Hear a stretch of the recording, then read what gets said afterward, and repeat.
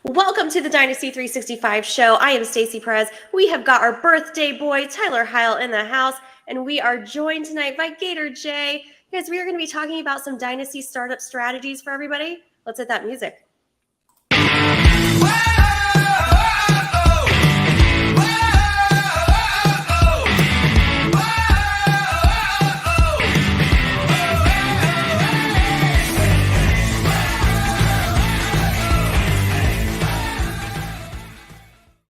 What's up, everybody? Before we get started, make sure to run on over to that subscribe button on YouTube and hit that. Make sure to go check out all of our awesome fantasy content on our website, fantasyandframes.com, and find us everywhere on social media. Guys, how's everybody doing tonight? Everybody feeling okay from Scott Fishbowl weekend? Everybody make it back all right? Yeah, I recovered. I recovered about Tuesday, and then my birthday hit, and I went to Wilmington for the night, and now I'm tired again. That's what happens when you get old. You're just constantly tired. Yeah. I don't know how you do it. It's a talent. A tiring week. Tyler kept us out all night. Jorge wouldn't give us the company card. Thank God he didn't give us a company card, because if he did, we probably would still be partying. Oh, absolutely. Absolutely. It was absolutely a wonderful week. Recovering, still recovering. Yeah. Same here. You can probably hear it a little bit there. But guys, tonight, before we get started, speaking of the fishbowl, since we got going this weekend, we all did live drafts over in Orlando. So I want to tell the people about your team, what division you're in, what spot you drafted from. Tyler, tell us about Dole Whip. I am, as you said, in the SFP 13 Dole Whip division, drafted live in Orlando. I am picking from the 103 spot, right behind you, Stacy. Oh, that's right. So that's been fun, sniping each other. Yeah. But I'm feeling good about it. It's fun. I usually go for a balanced approach on all of my drafts. I'm never going heavy on one position, and I stayed true to that. I started with Josh Allen, went running back, wide receiver, running back. So I'm liking it. I'm feeling good. Nice. Gator, what division are you in? I'm in the sci-fi, and I am picking at the 4 spot. The one thing I will say about the Orlando Live is there was 3 divisions down there. Of course, Dole Whip, which you just spoke about. I was in the sci-fi, and then there is also Pizza Planet. Yep. And there was 5 of us down there from Fantasy and Frames. Mm-hmm. And in all 3 divisions, we had the 4 spot covered across the board. So I thought that was really cool, between Chalupa Batman, who is over here in the chat, and then my co-host for Mocking After Dark, Kyle was in the Dole Whip with you guys in the yes. So y'all have 3 of the 5 in one division, and 2, 3, and 4 there. So the sniping is I can only imagine what the sniping is between the Fantasy Flames family and that division alone. So rampant sniping everywhere that you can see. Tyler, Chalupa Batman wants you to tell everybody about your luxurious drink in Orlando. Well, it was very luxurious. It was a whiskey sour that ended up being pink, and it was in a very fancy glass. And you know what? As I said to you all very loudly on that rooftop bar, call it whatever the hell you want. This is delicious. I feel like there might have been some more adjectives in there, but I think that was the gist of it. Yeah. Hey, I'm trying to keep it PG for Jorge's grandmother. Exactly. We don't want to get that E rating on our show yet. Yeah, we got another 45 seconds or so before we can do any of that. There you go. Exactly. Yeah. So I was in the 2nd spot in Dole Whip, and I went quarterback right off the bat, but I just can't quit with my receivers. So that's what I did. And I especially can't stop with the Marvin Mims love, because yet again, I can't leave a draft without Marvin Mims, and I snagged him in the 15th round there, which I feel pretty good about. So hopefully that works out for me. We'll see. TBD. I hope so too. I don't think this is Marvin Mims' year. I love him. I'm excited for him. I don't know if this is his year. Come on now. It's Mims season all the way. Marvin, not the other one with the Jets. Denzel. Thank you. Yeah, for it like left my mind for a second. I was like, who's the other guy? He's Yeah, still that on one. the Jets. Is he still? I think he is, right? He Yeah. left Aaron Rodgers' mind. He's left Zach Wilson's mind. He's left everybody else on the Jets' mind as well. So it's not just you, Stacy. Speaking of Jets, this is totally not on the show sheet, but Hard Knocks, right? For the Jets. That's exciting. So in our private chat, just the fantasy frame chat, I think I'm going to see if I can make that happen. What Chulu Batman wanted to happen. I'm going to see if I can make a short for that. But share with the people. No. No, we have to keep it quiet. It'll be so much more special. But that's true. This is shocking to me that they're gonna. I mean, I know Hard Rocks has a certain rules that they have to have for the team they're gonna put on there, but I guess it's shocking to me because I think the Jets could have been a playoff team, and now this just ruins that thought process for me. Oh. I think that this is also going to ruin Dalvin Cook going to the Jets. This is going to ruin everybody else going to the Jets because now nobody wants to be on that. Nobody wants to do that, right? Well, unless you're from the Packer. This is going to be a very entertaining season of Hard Knocks. Oh, yeah.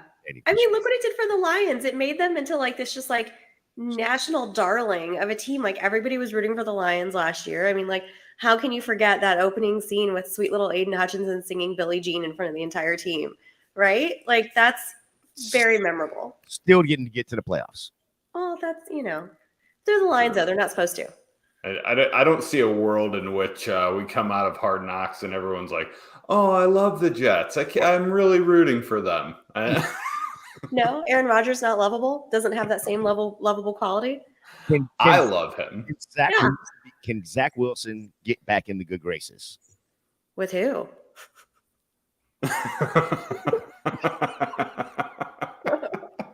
think that depends on who he's trying to sway.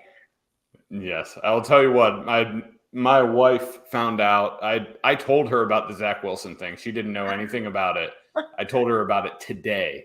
I had a really good time going through Twitter and showing her all of the Zach Wilson has that dog in him and all of that good stuff. So I'm looking forward to that storyline in Hard Knocks. Did the receiver that his ex-girlfriend was dating, is he still play for the Commanders? Oh God, I don't know. Where's Jorge when we need him? We need the depth chart for the Commanders. He's on Come on. He's got his floppies. He's on a boat. Exactly. He's on a boat. All right, last friendly banter, just because it is Prime Day. Guys, tell me your favorite Prime Day purchases, Tyler. Let's hear it. Oh man. All right. So I got some compression packing cubes because as you know, Stacy, I'm going to Italy here in a couple months and I am packing for an almost 2-week trip in a carry-on. So I had to get some compression things to actually fit everything in there. That's really brave. If those work for you, let me know because I would be interested in compression packing cubes as well. I will. But we bought a lot of stuff. When Tyler said the name of that, I completely thought of something different. I was like, thank God he explained what it was. I thought you were going to say like compression socks or something. And I was like, you're not that old. Come on. Nope, not yet. I'm getting there though. Next year. That's next year's Prime Day purchase. Yeah, when I'm 37, that's the cutoff. Yeah, That's when you start going compression socks. 100%. Yeah. I got a nice little sling backpack. I got a floor mirror for my closet. They got this cool little thing that you put on your outlet, and it's a kind of a shelf that sits on top of your outlet that you can put your Echo Dot on. So I'm pretty excited. Nice. There you go. Chalupa Batman in the chat coming through. Dax Milne is still on the Commanders. That is good to know. Good to know he's still got a job going into the season. Love it. Gator, did you make any purchases for Prime Day? No, but I got a lot of Prime Day emails from the wife's purchases. She'll have no clue what she purchased. When it gets here in 2 days, she will then forget what she purchased. So when I hand it to her, it'll be like Christmas in July. Yes. Yeah. Just every day it's a surprise. You just never know what you bought yourself. Yeah, I didn't buy a darn thing. I only have Prime so that the wife has something to shop, and then I'm not gonna say bitch, but it's about later that she hates buying stuff online. Okay. All right. I love shopping online. It's probably a little bit of a problem. I purchased myself an old person thing, which is, have you guys seen the chirp wheels? Do you guys know what I'm talking about?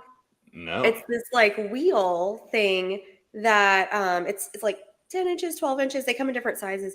But you like lay on it and Darnell it's supposed to, Washington size.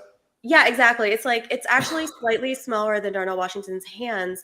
With the 10-inch, you'd have to, yeah, it's somewhere in between. I don't think they have specifically his size, but you like roll on it. It's supposed to like crack your back and like, be like a little mini chiropractor on a wheel thing. I think it was like a Shark Tank thing. But I've gotten a ton of friends that love it, so was super pumped to get one of those on sale. And then I got some noise canceling headphones for my trip to Europe later this year that I'm super pumped about. So I can just block out all the noise on the plane and just watch my shows in peace. Nice. Well, Yeah. I will tell you this: whoever is selling those wheels, Uh-huh. if they don't go and classify it as a Darnell Washington size hands, then they are missing out on a Absolutely. opportunity. Oh yeah, absolutely. I mean, like, I feel like we need to get in touch with Darnell's agent. Like, they're missing such like huge marketing opportunities here. So if you're listening out there, Darnell Washington's agent, like, reach out to us. We've got a ton of ideas for you, and we'll only ask for a tiny percentage. I promise. We'll negotiate something good, something totally fair. You got to find Yeah. All right. So enough fun stuff.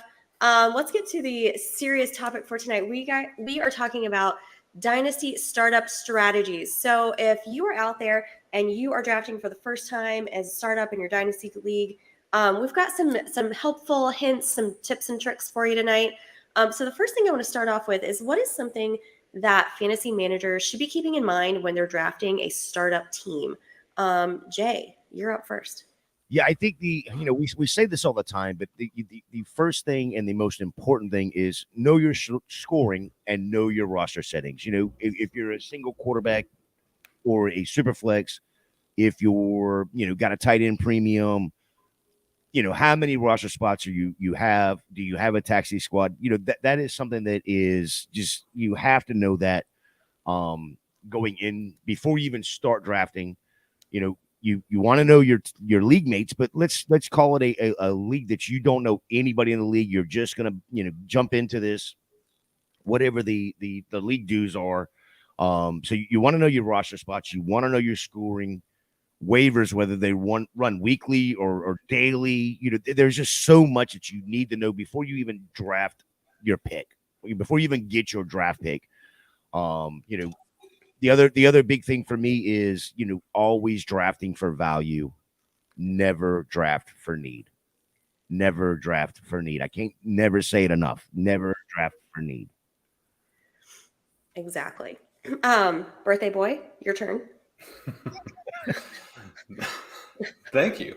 So I firmly believe in letting draft come to you and making adjustments on the fly.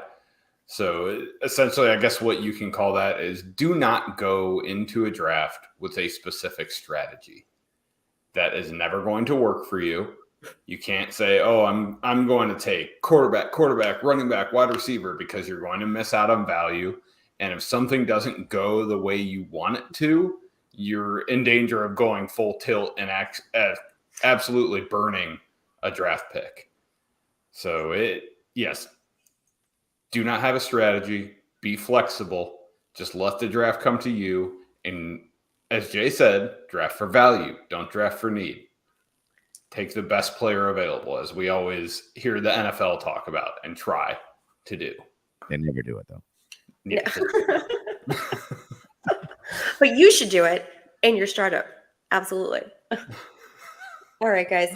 So mine is that if you want to get an elite quarterback, I feel like in a startup draft, like, that's your time to do it, right? Because if you're trying to trade for somebody later, if you want somebody really good, like if you're trying to get a Patrick Mahomes from somebody, they're going to want a haul in return. And that's just probably going to decimate your team, your future draft capital. So if you are doing that initial draft and you want one of those top guys, go get him then. That's your time. You're essentially doing it for free, just because this is your opportunity to pick and put your team together the way that you want it. So if you want to do that, go for it. Also, something else that I remember back on our show back in May with Scott Connor was that, you can't be emotional when you're trying to make trades and make your team better, right? So make sure to keep an open mind and allowing all your options to be on the table. Don't be too emotionally invested on if your team, like for me as the Packers, right? Like I'm not going to be too tied up with, oh my gosh, I've got to keep on my Packers. I can't trade them. They're off the table. You just can't have that mindset because that's really going to hinder your ability to make your team better and to be a better draft partner or trade partner rather with everybody in your league. So, all right, we've got somebody else in the chat over here. I'm gonna mess up that name, but we see you over there. Anybody want to help me out with that one? Roast Gate Gramada. I'm not sure if we're saying that right, but we see you in the chat. Ross Great. That sounds better. Yeah. Gator, I did not mean to interrupt you. You're about to say something, weren't you? Fine. The one thing that I will add to that is, where you're talking about getting the elite quarterbacks, that's something that, and we may hit on this a little bit later on, but when you're sitting there in the, I am a true believer of getting your two elite quarterbacks. So trade up to get the two elite quarterbacks, which I have I think in mine, I've got like 8 or 9. So I'm trying to get 2 picks inside those first 8 picks of the startup, right? To get those, and we're talking super flex here, of course, but I'm trying to get 2 of the elite quarterbacks. I'm trying to stay young quarterbacks as well. So somebody that I'm going to have for 5, 6, 7 years, easy. And I'm willing to give up certain picks in this year's draft. Like I'll give you 2, 3, 4 for a top 8 pick, and I'll give you 2, 3, 4. You give me 8, and I'll take and I'll take a 9, 10 from you. So like a 3 for 3 kind of a deal. In order to get those 2 elite quarterbacks, and that people are catching on to that. So it's that may cost you a little bit more, but I don't want to give up the early first in the rookie draft yet. So if I have got to give up that 2, 3, 7 or 6, 7, something like that, but I also at the same time trying to cluster those mid-round picks, I think is a huge thing, because at some point they're all the same player. That 6, 7, 9, they're all the same player. So yeah.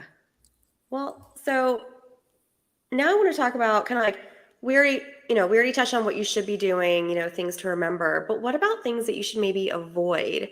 Like Tyler, what's a good tip for people to kind of stay away from?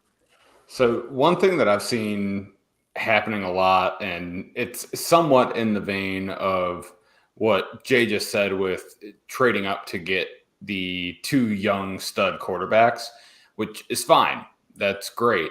But what I've seen is people going like all in on that strategy, trading every pick they have in like the top 10 rounds of the startup, trading rookie picks so they can get, 5 or 6 picks in the first 2 rounds. And having Mahomes and Trevor and AJ Brown and Mark Andrews and Bijan sounds amazing until you don't have another pick until the 14th round. Right. I mean, when you do that, you completely shoot yourself in the foot. You don't give yourself any ability to pivot. You don't give yourself any options. And that's what you need. You need to be able to adjust on the fly. And when you are all invested in that one strategy by doing that, then if one wheel falls off, you're screwed. You ain't got a spare. So you want to keep that car rolling. And if that wheel falls off, you are done. They have 3-wheel cars. 3-wheel cars. Yeah, they have tricycles, right? Yeah, what are they called? Slingshots? Oh, slingshots. Yeah, those are cool. Yeah. Yes. Yeah, those are pretty cool. Those are all over Florida, man. Yeah. They love those down in Florida.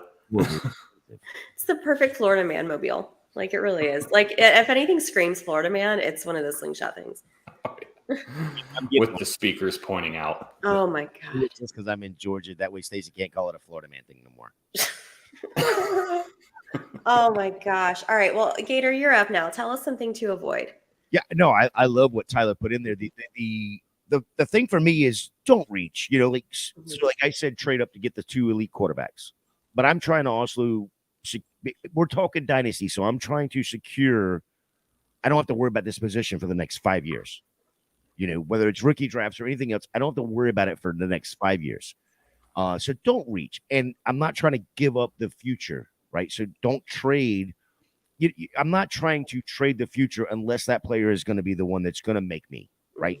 So to Tyler's point, if I give up a, second, third, and fifth round pick, I know I'm not going to pick for a minute. But when it gets to my sixth round pick, I may be trying to trade back at that point, right? So I'm going to try to acquire future assets at the same time, having my two elite quarterbacks. So don't reach. You don't need to spend, when you're trying to trade up for the quarterbacks or anything like that. You don't have to give up your future in order to do it. If nobody's willing to give it to you at a fair market, just suck it up, Buttercup. Let's move on.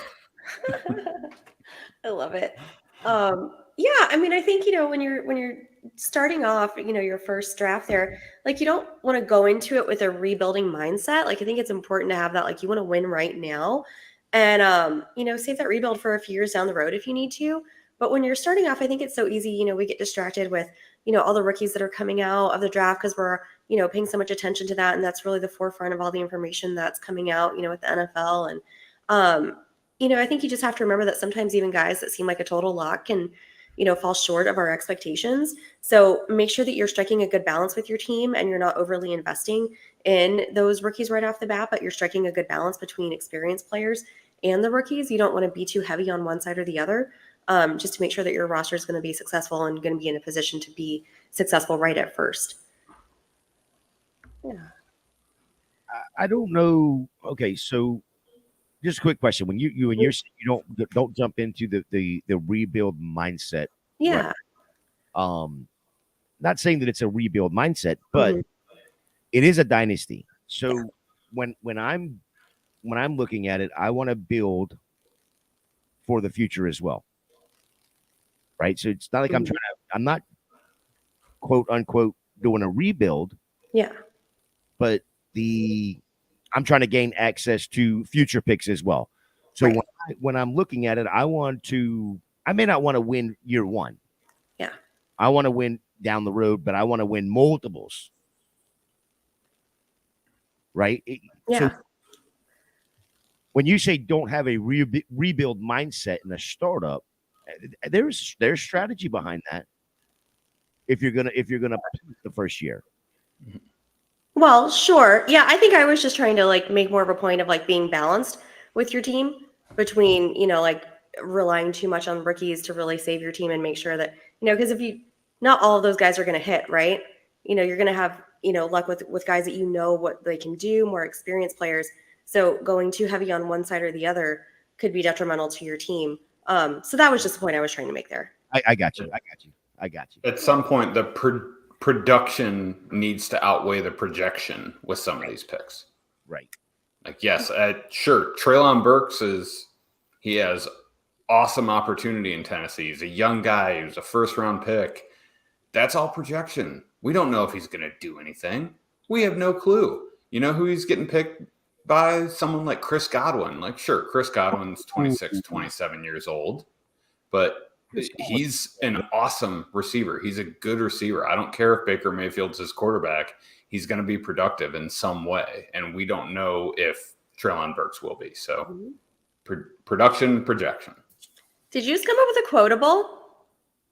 I might have. You did. Production outweighs the projection. What do you say? Yeah, I like it. Yeah. We're going to have to write that down and like put it out there on a little thing. That's great. Well, right. When you are building your team, is there a particular player or position maybe that you would prefer to like build your team around, Gator?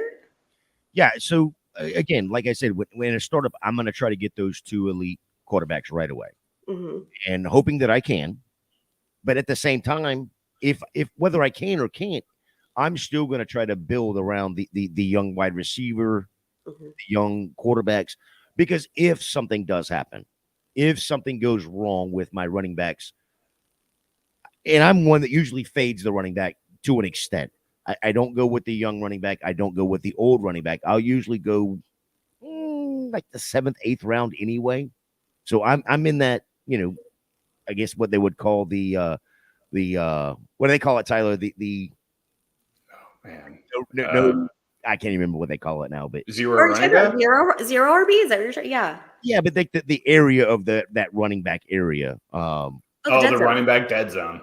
Yeah, dead zone. Yeah. Where I'm at when I'm able to get to my first running back, because again, I'm going after the wide receivers, the quarterbacks, even tight ends at that point. I'd rather sit on a tight end for 2 years and watch him develop than to sit on a running back that's second in line and doesn't get an opportunity, and it, again, is out of the league in 5 years.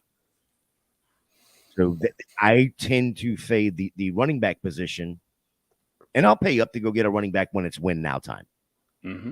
Mm-hmm. It's the easiest position to buy in Dynasty. Easiest position to buy, easiest position to sell. That's the most fluid one. So that's not one you need to go out of your way for in a startup draft, because they are available. They're acquirable. I guess that's a word. I don't know. You can get them whenever you want, is what I'm saying. And then the other side of that coin, too, is if you look at what the NFL has done with the running backs, and not just one or 5 teams, you're talking 30 of the 32 teams, they have 2 running backs that are viable every week. Yeah. So 64 running backs, or 60 running backs, but roughly are available or viable fantasy at some point during the year. Yeah.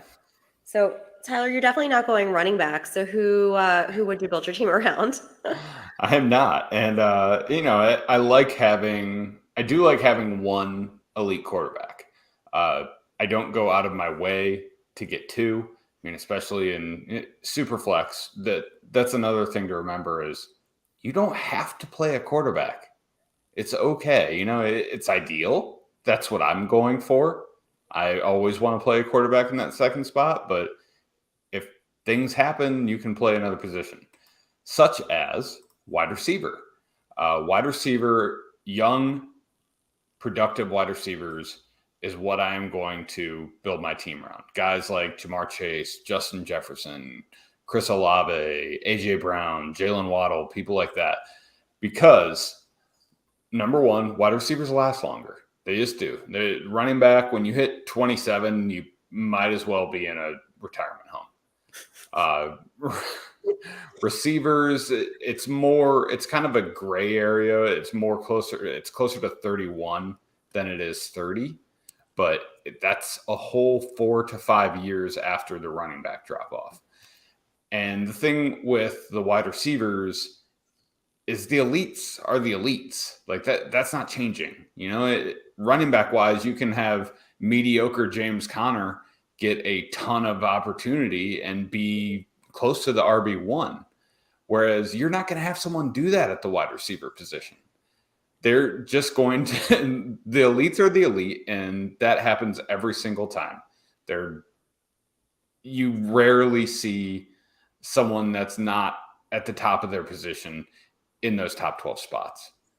So I will be going for the young, productive wide receivers that I can build my team around for years to come and fill in from there. So once they turn 27, it's like 1 foot in the grave, 1 foot on a banana peel. That's where they're at right there with their career. For running backs? Yeah. This is running backs, right? Who is it, 27? Yeah. It's 27. Yeah. Unless you're like Derrick Henry. Yeah. Yeah. That's about it. Well, yeah, I tend to agree. I think, those younger guys, for me, I think really it's like those going to be those really young, quarterbacks, the ones that are going to be the really high producers, like your Mahomes, your Allen, your Hurts, Burrow, Jackson, maybe Justin Herbert too. They're in offenses where you're just going to get massive amount of points every week. They're probably going to be the reason why you're winning, or at least the bigger part of why you're winning. So for me, that's who I want to build my team around. For the most part. So we have a question in the chat that I wanted to get to before we move on to our next topic. So Ricardo over here is playing Dynasty for the first time. Welcome. And he wants to know, what is the best format as far as number of quarterbacks, running backs, receivers, tight ends, flexes, so that he can suggest that to his newly born team that he's going to be playing in. So, who wants to kick us off here? Who do you think the best format is? We might have different opinions. I'll go. So I do believe Superflex is the best format. Reason being is it grants the necessary value to the highest value position in all of sports, and that is the quarterback position. So in one QB, it really diminishes that elite quarterback. So I'm not a huge fan of the one QB setup. But otherwise, I can take or leave tight end premium. I'm lukewarm on that. I don't care. I prefer less flexes, more positional spots. I actually think that is not a super popular opinion. I like the strategy of having to fill in a specific position. It makes trading more fun. You are targeting that position more often. So I would say at least 3 wide receiver starting spots, 2 running back starting spots, a tight end, and a couple flexes, and plus your super flex. So yeah, don't do anything crazy like doing 8 flexes. I'm not a fan of that. It ruins a lot of the strategy. But otherwise, super flex, positional spots, and make sure you have more wide receiver spots than running backs because there are just more productive wide receivers. Gator, any thoughts? To be honest, I'm right there with Tyler. I mean, I prefer the super flex. Because again, like it adds the proper value at the right position. 2 running backs, 3 wide receivers, 1 tight end, 2 or 3 flexes, max 3 flexes. And then of course whatever your bench and all that is. Now I will add this. If it's a 12 team or a 12 team or less super flex. If it's 14, 16, then it gets really, really tight there on what you're trying to do. And so I don't know if I like the super flex if it's a 14 or a 14 or a 16 team league. But at a 12 team league, super flex all day long. So yeah, super flex. So quarterback, 2 running back, 3 wide receiver, 1 tight end, 2 flexes, maybe 3, and then your super flex spots. I'm right there with Tyler on that. Yeah. Well, I think that's a really important distinction to make too about how many teams are in the league that you're drafting in if you want to do super flex versus something else. Mm-hmm. So something people might not necessarily be thinking about. Because yeah, it is going to get real ugly real fast if you're playing with more than 12 teams for a super flex. We got a few more questions in the chat that I want to get to over here. Anthony jumping in. He said the winner in the last 2 years of his Superflex Dynasty is one with just 1 quarterback in the playoffs. And it looks like Anthony got beat this year by 8 with his Chase Burrow combo not being able to play in week 17. I know that got a lot of people, but still. So definitely it looks like Superflex is kind of the way to go, at least according to the chat with our startups. So guys, thanks for everybody jumping into the chat. If you have any questions about startup strategy, about anything else, throw that on in there and we will absolutely get to it. So thanks for everybody who's jumping in. I want to give Ricardo a shout out. He's joined us in our sleeper chat for our mock drafting and has been phenomenal in there. So shout out to Ricardo and he brought up his new league. I'm glad he jumped on tonight and was able to ask that question because that's one question. He's asked me a bunch of questions. That's one question he has not asked me in a DM. So thanks for Ricardo for jumping in and asking that question. Right, so Gator, tell everybody where they can find that the sleeper and the mock drafts and everything that we're doing. The easiest thing to do is shoot me a DM. If you're on Twitter, shoot me a DM on Twitter and give me your sleeper name. And I'll get you on there as quick as I can. If you're on Sleeper, shoot me a DM over there. Gator J is my sleeper handle, so shoot me a DM there. That's probably the easiest way. I mean, don't worry, you're not going to talk to Tyler or nothing like that. Tyler doesn't talk in there very often, so I won't respond anyway. You won't. And Stacy doesn't respond either. So no, I don't. I'm terrible about that. I will go and clear out my notifications, but I'm terrible about responding. She'll have 3 red bubbles, 5 red bubbles, 25 red bubbles, and she'll just go up clear. Clear. The amount of unread messages I have on Sleeper and Twitter right now are just astronomical. It gives me anxiety to have them on there. Sweat it. Your boy Gator J reads every single one of them, so don't you sweat it. If you send me a message, it's happening. I got you. Gator is the most responsive out of all of us, 100%. It's not even close. By a lot. Yeah. He says, And he's giving me nightmares. No, you're not giving me nightmares. You're not giving me nightmares with your messages. I love them, actually. I love them. And one thing we need to mention to Ricardo is the league is far more than just the starting lineup. You got to make sure you are getting the proper amount of bench spots. You want to have enough IR spots to actually fit some of these guys on here, and a taxi squad. Taxi squad. I got a question. Makes a big difference. I got a question for you. I mean, we just did a startup with Fantasy Frames, our startup, and we did do a taxi squad for year one. I'm not opposed for a startup to not have a taxi squad year one, and then at the end of the year, okay, you're going to have a 3-round, a 4-round, a 5-round rookie draft. At that point, throw in a taxi squad. And here's why. You have you have waivers that are going to run. You don't want somebody that would, because every league has that one person that is going to find every single loophole, right? So if this player doesn't get drafted, I'm just going to go and waiver him and throw him right on my taxi squad, So now I've got all these rookies that were on waivers, which, hey, that's the way you set your league up. Now I've got all these rookies on waivers.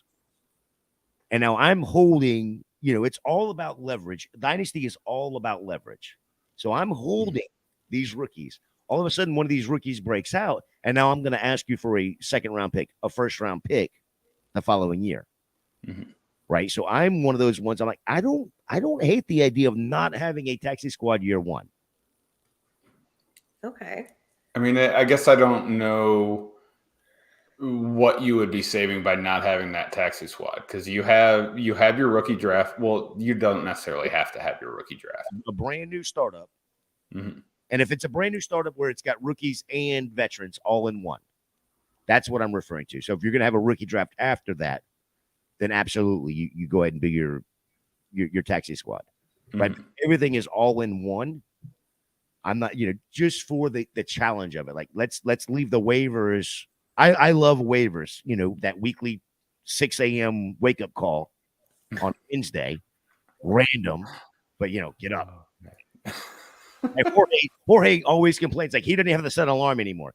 He doesn't wake up till 9 o'clock on a regular day, but Wednesdays, starting in August, boom, he's up. He just knows. So Anthony brought up something in the chat just to make sure to remember too when you're doing those rookie drafts. Make sure that it's a linear draft and not a snake draft. It's easy, I think, when you haven't done Dynasty to kind of like forget that it goes like linearly, just like the regular draft would, and not like a snake draft like you would in a regular fantasy format. Yeah, I think the only time that should change is if you do a startup today and you do veterans only. Okay. And then tomorrow you're going to do the rookie draft, for instance. And at that point you do, a snake draft there. So it's a little fairer. But, if you're doing a normal, what like Ricardo, I'm assuming what Ricardo's doing, you're setting up your league. Everything's going to be an all-in-one draft coming up. He's included. Boom. Next year, you're absolutely correct, Anthony. The rookie draft should be a linear draft next year. Yeah. So, so for people, just kind of like Ricardo who have not played in Dynasty before, maybe they've just got more experience doing redraft or something else. But like, what are some differences to maybe really keep in mind? Something that we haven't already touched on about Dynasty, as opposed to just regular redrafts, things that you might want to consider, in your draft. Tyler, you're up. One big difference in Dynasty startup drafts versus like your home league draft is there is a lot more trading of picks. It has continuously gotten more and more and more in a lot of the leagues I've been in. So you're welcome to participate in that, but you also don't need to.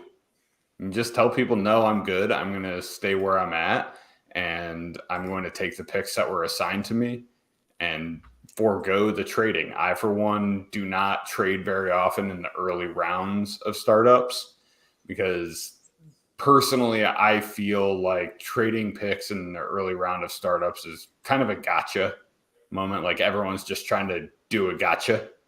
You know, they're, hey, I won this one. Look at who I got. Blah, blah, blah. Like, okay, fine.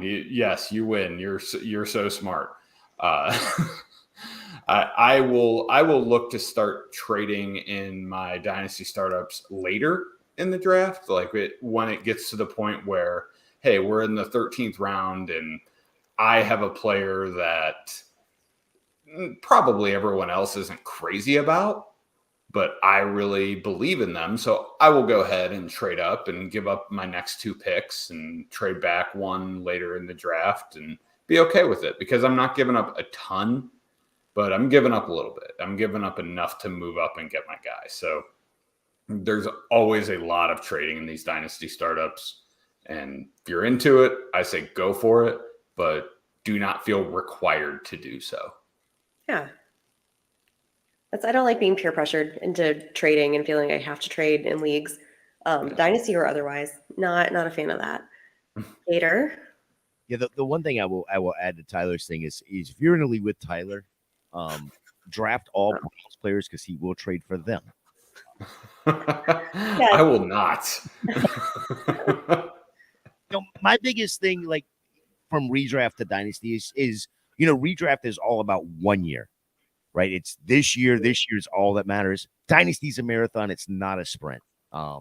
Depending on how your league dues are set up in dynasty, you can pay year one, and if you win year one, you can actually that can get paid for year 2, 3, and 4 easily.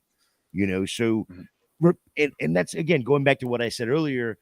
I like to set mine up to where I'm winning in year 2 so that I'm winning, multiple years. So I'm not just trying to, I'll pay the year 1 dues, pay the year 2 dues, win in year 2, 3, and 4. And I'm not going to have to pay another due for, whatever, 7 years. And so the biggest thing that I, with the trading and all that, but Dynasty is a marathon. It's not a sprint. We're trying to win for multiple years, not just the 1 year. Absolutely. Something that I know we have touched on a little bit, but I just think it bears repeating, like when you're going into this, and I was thinking when I answered this question on our sheet as like kind of an all-in-one draft, when you've got like rookies and, experienced players all together, you want to keep your Leonardo DiCaprio hat on, right? You want to look for youth, right? Those guys that are younger, like those are going to be the ones that you want to spend more, more of your higher picks on, right? I mean, like, look, I love Devontae Adams more than, life itself. Okay. But I'm not going to be taking him in my startup draft as high as I would somebody like a Jamar Chase or Justin Jefferson, something like that, somebody who's a lot younger. So just to keep that kind of youth in mind. And, when you're picking your guys that you want to be stuck with for the next few years, right?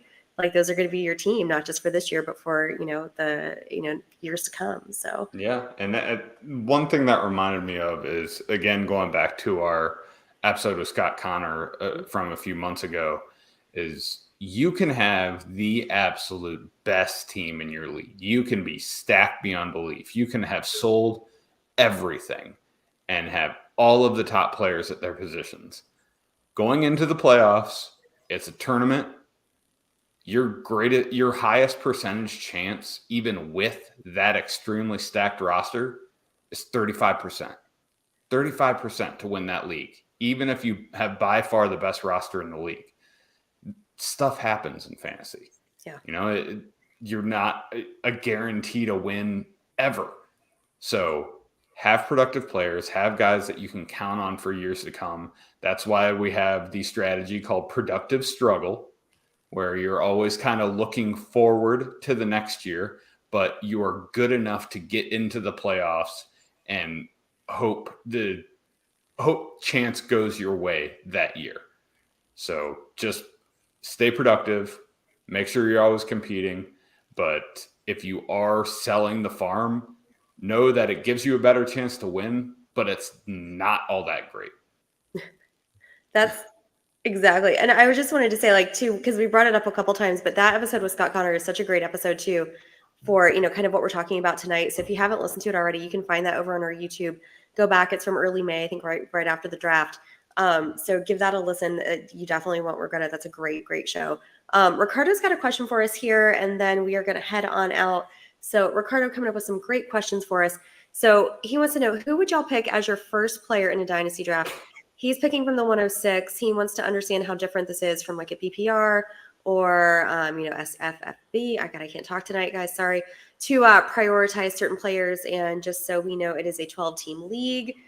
Gator, who's your first player in a dynasty draft? I guess the question is I'm guessing it's super flex, right? So it's definitely going to be quarterback. So then you got to figure out where are you prioritizing how do you rank your quarterback? So is it a Justin Fields? Is it Lamar Jackson? Is it Joe Burrow that's going to end up right there? And it's going to be one of those, probably 3 or 4, even Trevor Lawrence, depending on how you want to rank them. Those 3 or 4 that are definitely going to be the quarterback that you're taking there. Again, like I said earlier, I'm going to try to get that 9 pick as well. So if I'm trading that 2nd and 3rd and 4th to get up to that 9 and then get my 2 elites, I know not everybody agrees with doing that, and it's a lot harder to do now than it was. But again, that's a Scott Connor, Shane Manila thing that they started, a couple of years ago, and it's worked out well for me. But a lot of people have started to catch on to that. So it makes it a little bit harder. But it's definitely going to be a quarterback, one of those top 5-6 quarterbacks that somebody is going to go with CMC. Somebody's going to take a Justin Jefferson. Somebody may even take a Jamar Chase. You may end up with a top 2, a top 3, quarterback at that spot there. And I don't hate that either. But I wanted to go back to what Stacy said a second ago about the whole Scott Connor episode. I just dropped that in the chat there. So if y'all wanted to check that out after this show, it is in the chat. You can just hit that link right there. You don't even have to go chase it over on YouTube. We got you easy. Oh, always coming in with the save there. Thank you, Gator. Tyler, I want to ask you Ricardo's second question. So he wants also to know is how different is it to pick in a dynasty rather than a PPR or Scott Fishbowl with all the special rules that come into play in those different leagues? I mean, if we're talking our dynasty startups, throw Scott Fishbowl out the window. Mm-hmm. That it's not a standard league. It's not a normal league. That is Scott Fish's baby. He does whatever he wants, whenever he wants with that scoring. Time out. And it's fun. Time out. It was asked the other day. This is not Scott Fish's scoring. This is Ian Fish's scoring. Oh, that's true. That's right. He let his son pick it. Matthew Perry was like, I absolutely know you let Ian pick this scoring. Scott's response was, I'm not going to tell you you're wrong. One of the fishmen scoring. Yeah. But when we're talking our startup dynasties, as every week as we talk about dynasty fantasy football in this show, it's just not the same game as Scott Fishbowl, especially this year, with no negative points, super tight end premium, super quarterback premium. Actually, running backs are more valuable than wide receivers in this Scott Fishbowl scoring. It's bonkers. So I'm not considering that at all. And then your dynasty draft can be a PPR. You can do a full PPR. You can do a half PPR. You can do a standard if you're feeling like you want to do it wrong. But that's a topic for another day. We've graduated from the 70s. Yeah. Oh my goodness. Well, guys, thank you so much to everybody who jumped in the chat. These are some great questions. Ricardo, you're going to need to come on every single week and get in our chat because you've been throwing out some excellent questions here. Guys, this has been so much fun. Make sure that you are following all of us over on the Twitter. You can follow Gator over at FantasyJ77. Follow Tyler over at FF Tyler Hal. You can follow me at Stacy_Perez83. Make sure to hit that subscribe button if you haven't already. Check us out at fantasyandframes.com. Everywhere else on social media is we will be back with a special guest next week and talking some more awesome Dynasty content. We will see you then.